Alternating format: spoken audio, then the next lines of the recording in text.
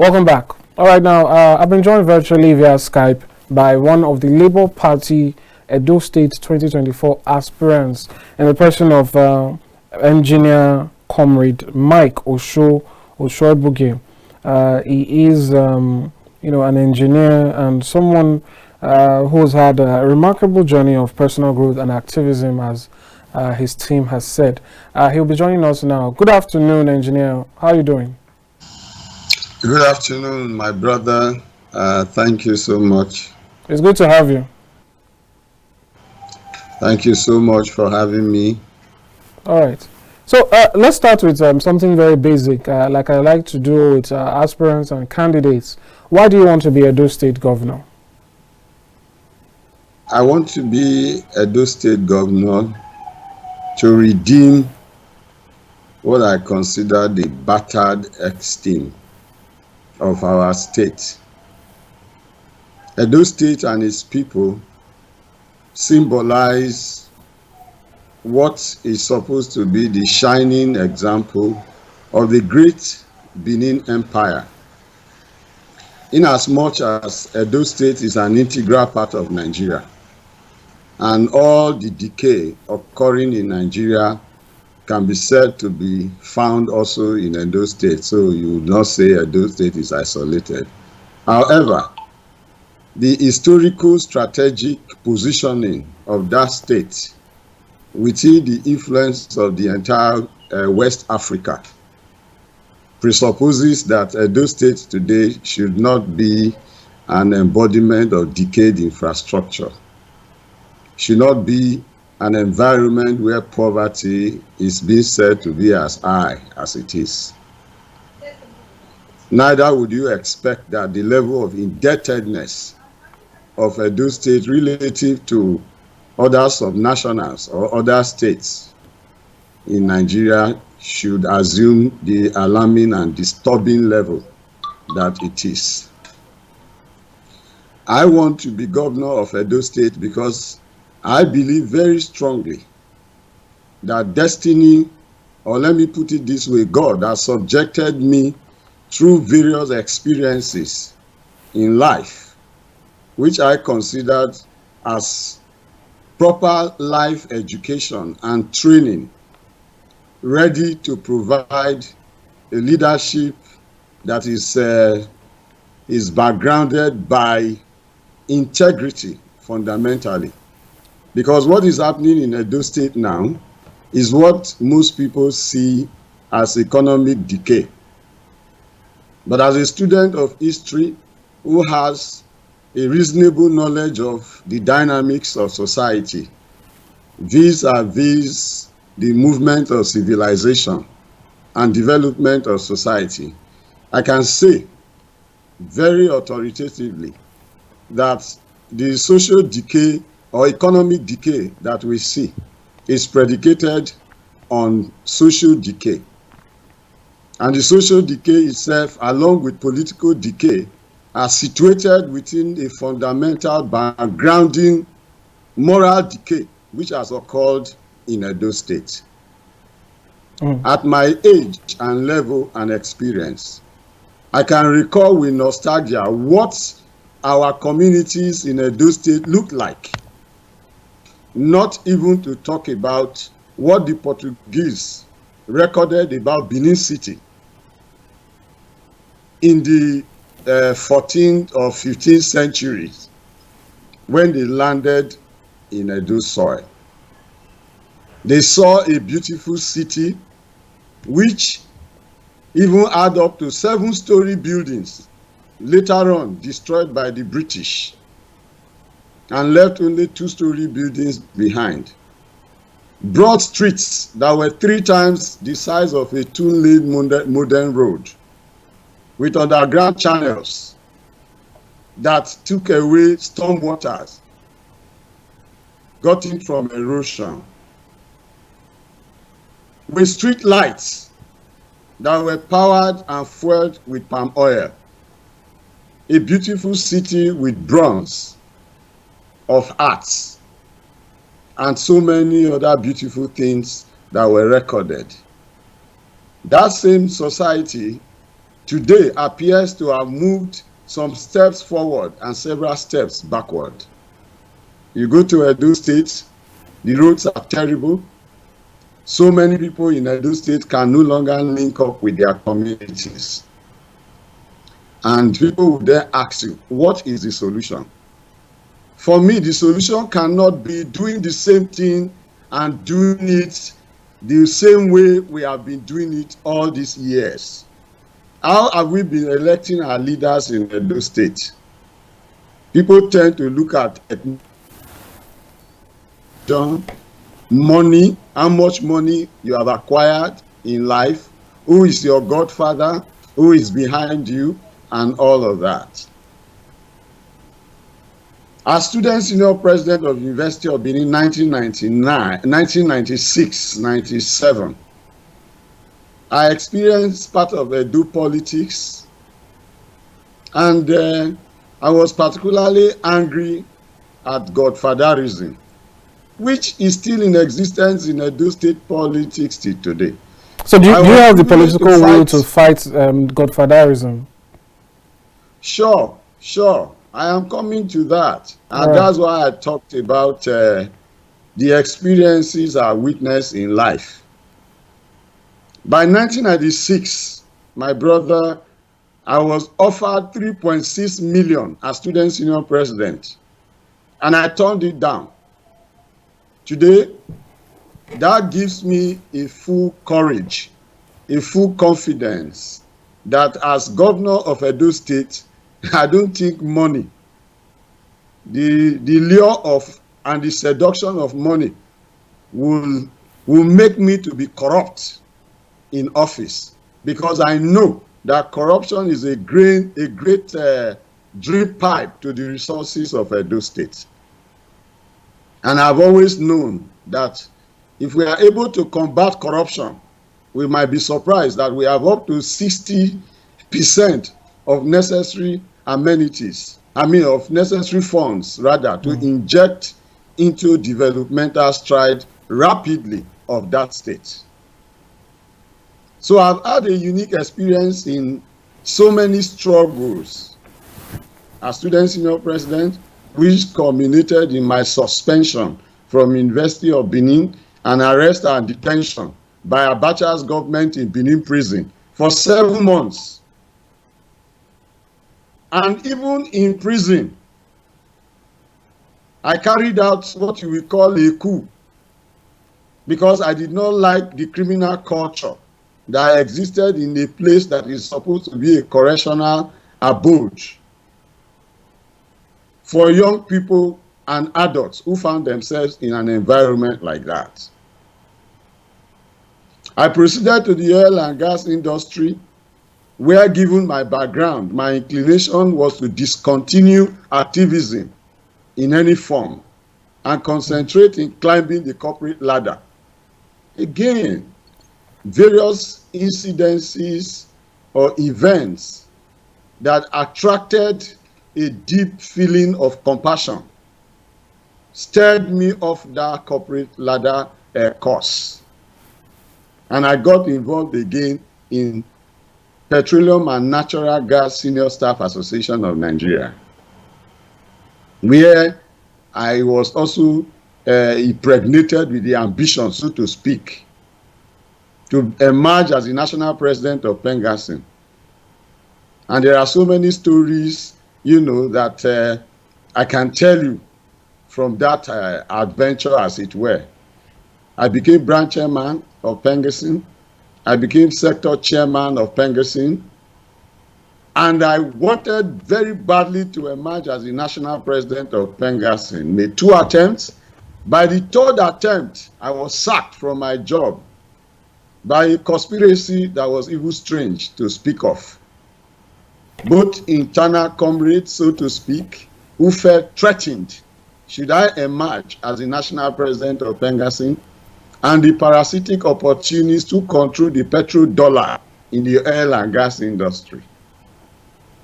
My struggle was patriotic, absolutely patriotic. I was convinced that the oil and gas deposited in the soil of Federal Republic of Nigeria should not be a curse. It should rather be a blessing to the country. Having worked in United Arab Emirates for a while and saw what oil and gas constituted as a foundation for their developmental stride, I felt that some things were wrong in our society and needed to be corrected. With all these experiences behind me, coupled with my experiences in engineering services, in the construction industry, in the oil and gas industry, in the drilling subsector, where technology is being massively applied, in going through up to about 5,000 kilometers of depth to access oil and gas reservoir, and being conscious of the fact that today's development in our society is primarily anchored on technological acquisition. Edo State is not an exception to where application of science and technology is imperative at this moment in time, given the fact that Edo State enjoys a vast arable land for agricultural development and solid mineral deposits in Edo North, in Edo South, and in Edo Central. So with the engineering knowledge I have, with digital engineering knowledge also acquired in the use of some softwares for design and ultimately manufacturing and construction of different engineering artifacts, I am convinced that with a political will that is built out of pain and working very hard to defend the rights of people, when elected as governor of Edo State, my vision will be to restore the traditional values that existed in our old society, where prostitution was not tolerated, where stealing could not be accommodated,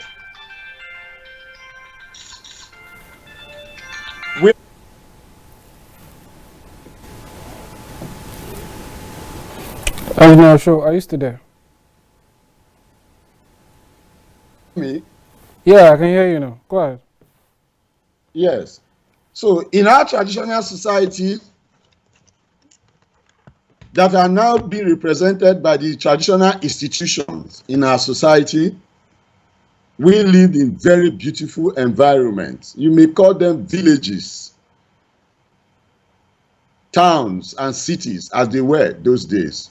Very tidy environment. Go to Edo State today and see what erosion is doing to our environment. My brother, why? I can give you for free. One reason why erosion is ravaging Edo State is this lack of trees. Can you hear me? Yes, I can hear you.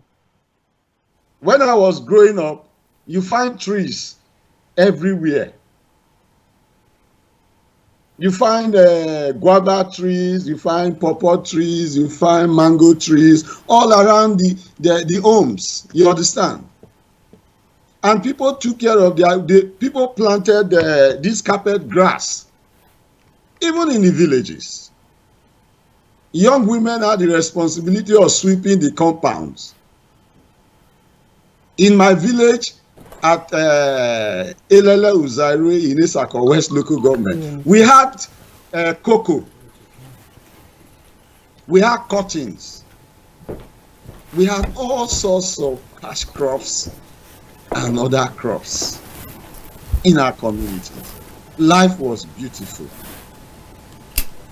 Should a child commit any offense, that child is dealt with at home.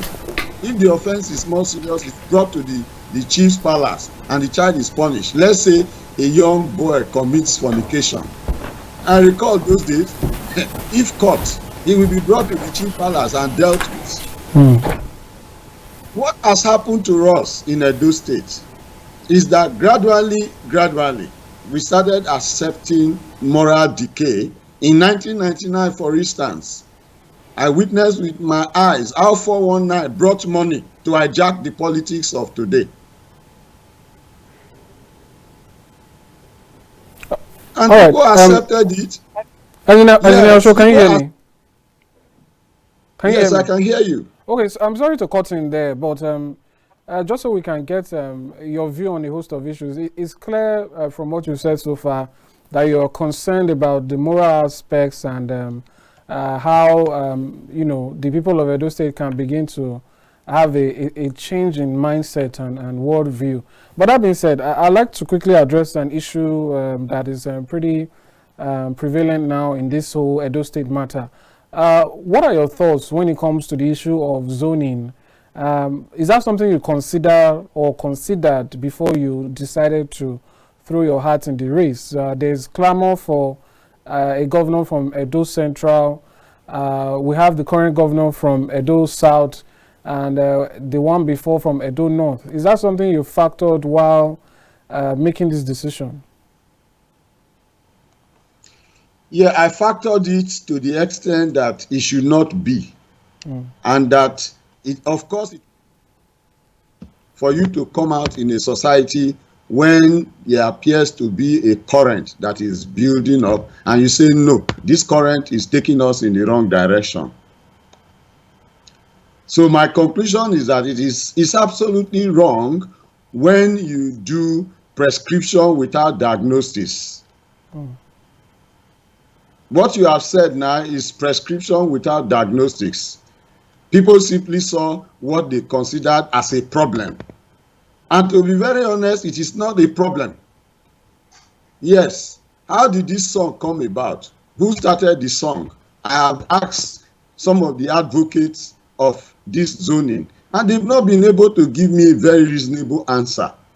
Number one, the current political order in Edo State is wrong. It's completely wrong. I know I am not the only one who has that vision. There should be one or two other persons who are convinced that we are not practicing democracy practicing true democracy in Edo State, and we are not practicing true democracy in Nigeria. We are talking about a democracy where somebody can rig an election, and after election, some people will come in the name of God and peace and say, oh, let him be, he's already won the election. That's no democracy, because you have just produced a leader who is setting a high immoral authority for a younger generation to learn that stealing a political mandate is all right as long as you have the money. So the first question I want to ask you, Mr. Presenter, is this. Who is playing the drum for the current zoning? How did the issue of zoning start? Do you mean specifically in Edo State or Nigeria at large? Yes. So the issue of zoning in Edo State actually started from our traditional godfatherism. What do I mean by that? I know somebody from Eastern Central who should have succeeded Adams Oshomole. I happen to be part of that politics somehow. But the person did not succeed Adams Oshomole because along the line, Adams Oshomole himself lost confidence. He had earlier wanted that person to emerge. Had that person emerged, will Edo Central be talking about it now? Please answer me. Well, that is the point they are making. They would have said that one of their own, is just finishing as governor, isn't it? You said, sir? Exactly. They would say, hello? Yeah, I can hear you now. Yeah, if that person had emerged in place of Godwin or Obaseki, then they would have said that, oh, their son has emerged as governor. So the point is this. Who is deciding this zoning? Is it the majority of Edo people who are deciding this zoning? or it's a handful of politicians. So there is something that is wrong at the beginning, and nobody is looking at it. Instead, we are not looking at the roots of the plant or the tree. We are just looking at the fruits. We are saying we don't like this, we don't like the fruits. That's what is happening in Edo State. One man, a few people. I remember when I was student senior president, at that time, 3 persons in Edo State, I don't want to mention names, used to decide who became the governor of Edo State. I used to tell a story of how I was privileged to be in the house of late Admiral Okai Ahigbe, when one of these godfathers brought his son to be anointed to become governor of Edo State. So what is going on in Edo State about zoning now is that people are just running up and down. They are dancing without asking who is beating this drum. When did this music start? And if we beat this drum, if we dance to this music, where is it going to lead us to? The danger of zoning is very simple. Let me tell you. Immediately you say you have limited this to a particular area. The traditional parasitic opportunists who benefit from the wealth of the states, they will shift to that particular zone, yes, and go and pump their money and get their stooge out. And then their stooge will emerge. What will happen after the tenure of the stooge is the same thing that has been happening. You now go and ask Edo South if they are happy that they had a son as governor for almost 8 years now. Okay, that's an interesting perspective on zoning, and it's exactly. noted. But so that we can quickly get your own, like call it a little bit of your roadmap. Let's pick some specific issues. I've spoken to some other aspirants, and one thing common with what you've all said is the issue of bad roads in Edo State. How would you solve this? Because obviously we know that we need good roads, we need better roads, but the how is usually the issue where people differ and where one person can be successful or not. So I'd like to get your own plan. How do you hope to fix these roads, especially with the constant complaints by people in the government that there are just not as much funds as they would like? There are funds. I made mention of it. One major common denominator to the success of my government, by the grace of God, will be to fight corruption, and I mean every sense of it. I remember Fidel Castro was asked that question when he was embarking on the revolution to change the destiny of Cuba. And then they asked him, and he said, if Batistuta is removed from power and I get to Cuba and I block all the drainages where money is being leaked out, then you will be shocked to find out there is a lot of money to develop the state. For me, road rehabilitation, repairs, construction is an emergency that is waiting to be addressed in Edo State. And this is my roadmap. 1, block corruption, and you find out you have resources to plow into it, including things like security votes that is not being accounted for. The reason I mention security votes is that I have explained times without number that security is an index of an interaction or chain reaction of a lot of components of society, because society is organic. Economic problems, we all know, lack of employment, idleness of minds, all this channel or funnel into insecurity as a problem bedeviling society. So if we plug corruption, then we have some money. And first of all is to repair roads. It is not to start constructing roads. Right now in Edo State, people cannot access roads. And that is cannot access their communities. This is as a result of potholes that you can't cross in some strategic locations. You are moving from Benin to Okbila. You find that the road is good in some places. But the governor will come and tell you, no, it's a federal road. No, for me, that is unacceptable. We move in very quickly with the equipments that are available now, and we have all those spots fixed. We fix them, you'll be surprised it's not as expensive as it is. So recently, somebody told me somewhere along Agbo Road in Benin, an individual or some group of people went there to go and drop some hardcore to see if the place, and there's some boys came and attacked them and asked them to stop.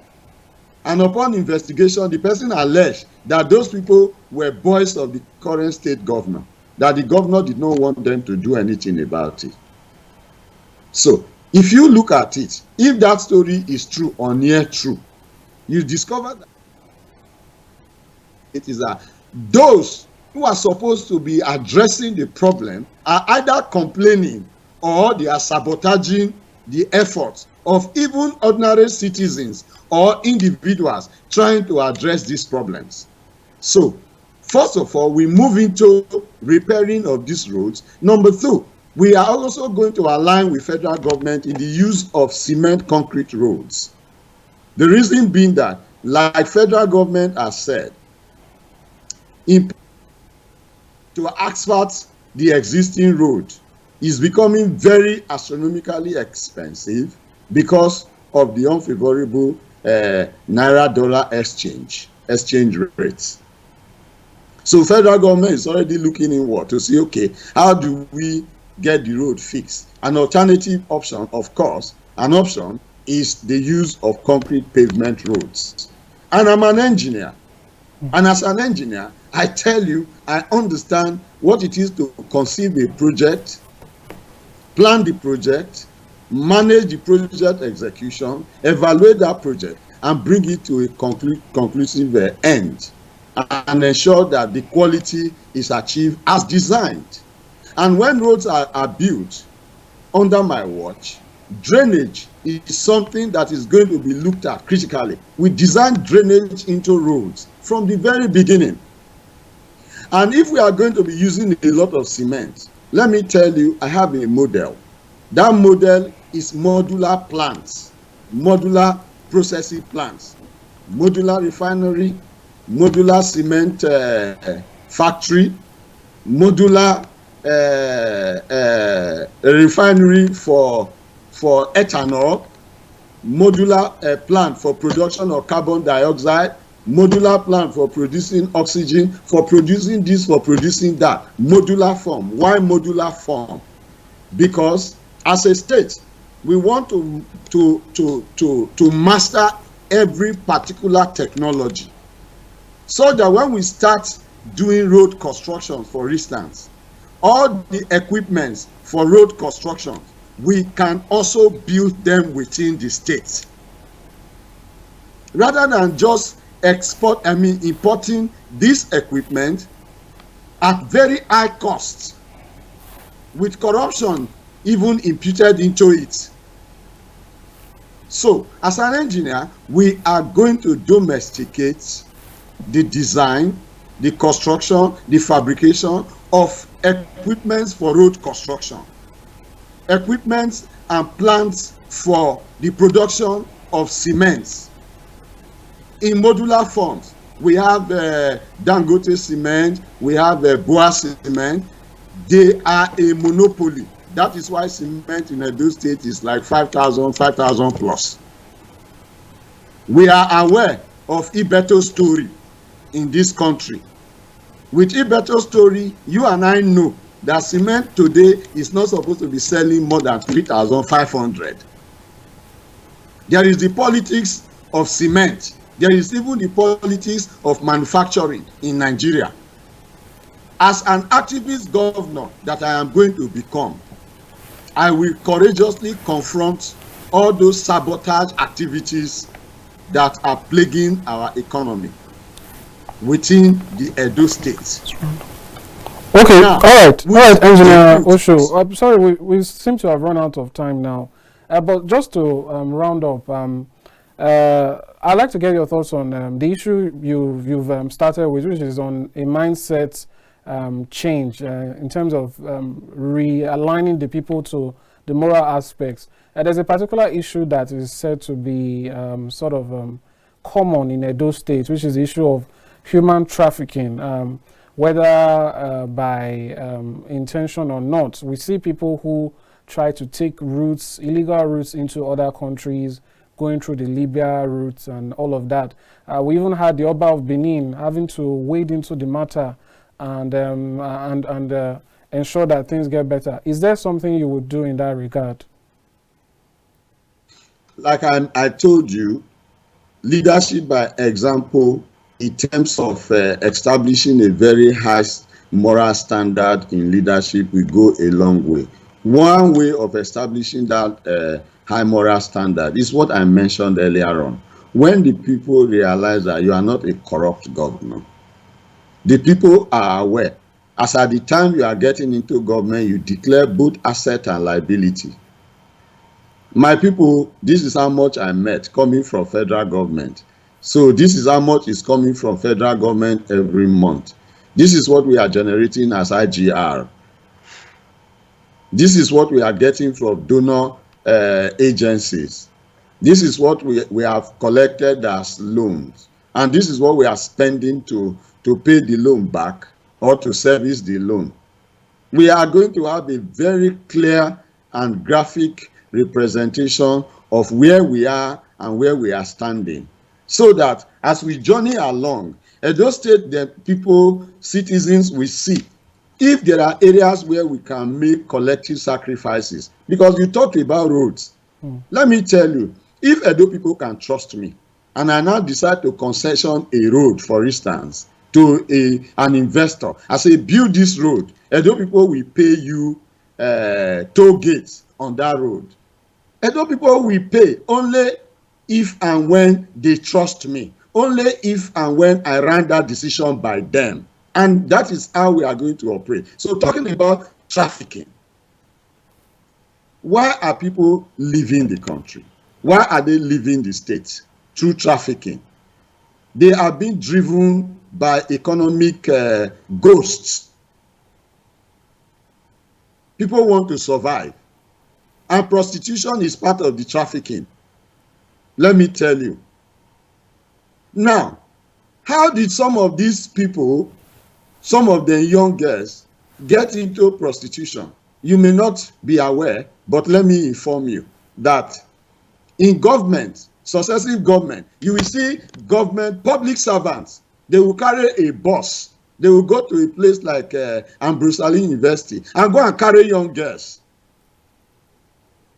Take them to different locations and sleep with them.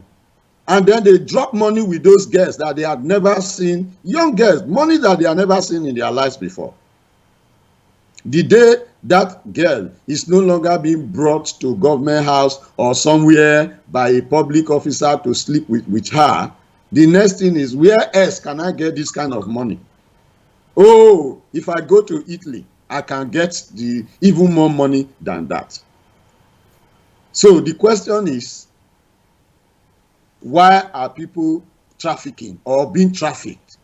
It's mainly because they can't find good jobs here in Edo State. So we are going to carry out advocacy programs, just like you have mentioned. Oba Obini had to wade in. We have to get so many other stakeholders to wade in. For me, those are all advocacy aspects of trying to address or redress that anomaly or that social deviant problem in our society.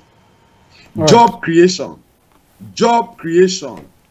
is one thing that I will do, especially with what I have told you, with science and technology, homegrown, massively developed, applied in tourism, applied in agricultural development, applied in infrastructural development, applied in hospitals, in building affordable, quality, sustainable healthcare services to the people. Jobs will be everywhere. Yes. Education will also have a rich benefit of technological injection into educational infrastructure, skewing education into technical education, entrepreneurial education, commercial education. All right. Much more than normal arts. All right, Engineer Osho, I'm so sorry, we seem to have run out of time now, but it's been great hearing your thoughts and the situation of things as you believe it is in Edo State and what you hope to do to change it. As always, we like to bring all the aspirants to the people so that they can get to decide and also air out their issues and what they want fixed. Thank you so much for joining us. Hopefully we get to speak more, and we'll see how it all turns out for Edo State come 2024. Thank you so much, my brother. I am so grateful for this opportunity. God bless you, and God bless Edo State. Amen. All right, that is what we'll take on this segment of the program. We'll go on a short break. When we return, we'll be joined by another guest to speak on some prevailing issues on the state of the nation. Stay with us. We'll be back shortly.